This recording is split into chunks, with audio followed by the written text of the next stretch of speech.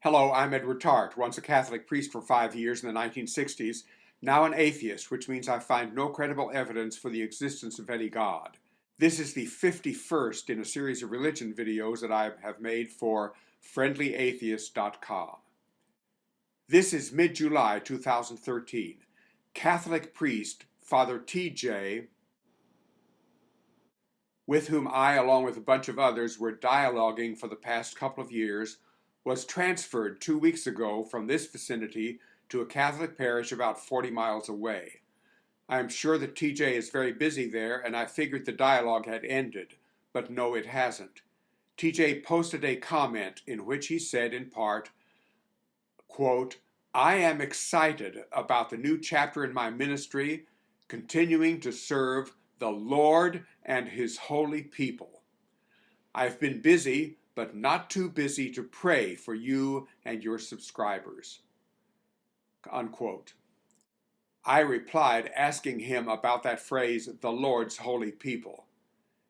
Is that just Catholics, or does it include Baptists, Methodists, Lutherans, Presbyterians, Mormons, Disciples of Christ, Jehovah's Witnesses, and other groups, including so many people that don't like you one bit? And what about us atheists? What will you call us?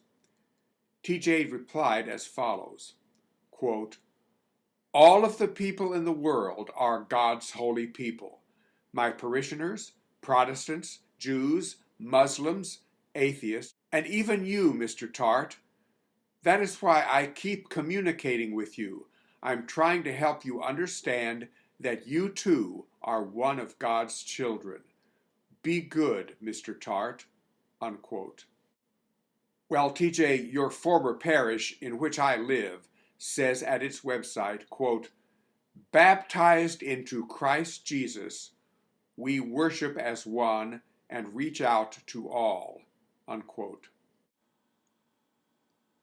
Catholic dogma says that each of us was born in the filthy condition of original sin, sin inherited from the biblical Adam and Eve, and we need prompt baptism in order to cleanse our souls. Here I am as an infant, unbaptized because my parents were secular. My father was a fallen away Catholic, so to speak.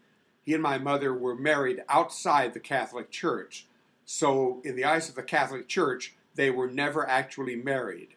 And in the eyes of the Catholic Church, I was therefore an illegitimate child.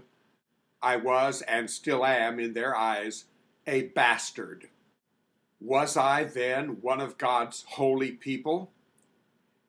Here I am, having reached the Catholic Church's age of the use of reason, 7 years old, and still unbaptized, capable, according to Catholic dogma, of dying and going to hell. Was I at that time one of God's holy people? At age 22, I became a Catholic and was baptized. Did I then become one of God's holy people, or had I already somehow achieved that status? 2 years ago, in April 2011, I obtained from the Freedom from Religion Foundation this debaptismal certificate. It says, "I, Edward C. Tarte, having submitted to baptism before embracing free thought and reason, hereby officially renounce that primitive rite and the church that imposed it.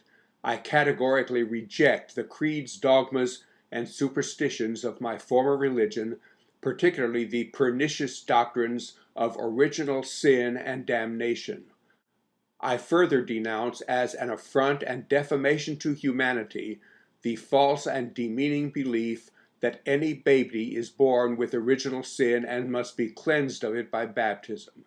From this day forward, I wish to be excluded from any claims of religious affiliation or membership based on baptismal records."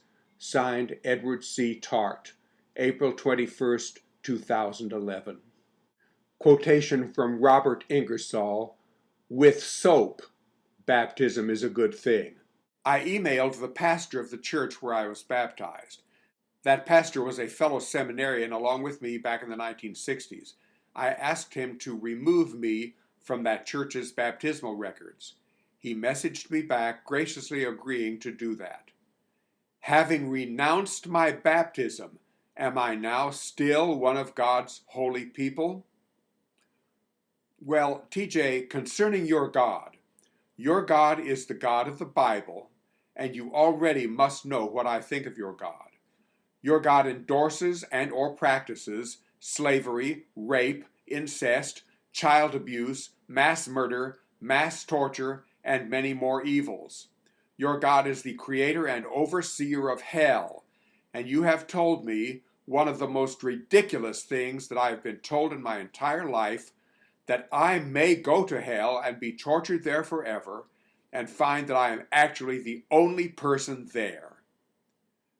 Because your God is so evil, even if I believed that he exists, which I do not, I would not want anything to do with him.